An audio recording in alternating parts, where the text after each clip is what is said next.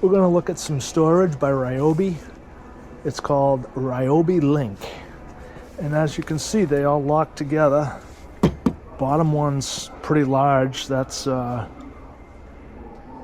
let's see, RYOBI Link Mobile Toolbox. This one's $69, was $89.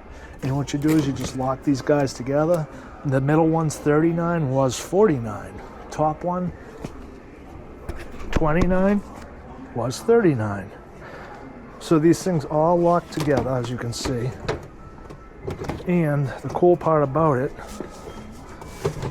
they got their own little dolly to move it around. See that?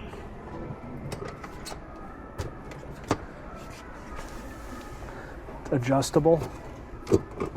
Goes up and down. Handle's made of aluminum. The rest of the stuff's like heavy duty plastic. But you can see the wheels are pretty rugged. Looking from the side, and I'm sure you can lock a couple more onto here if you so desire.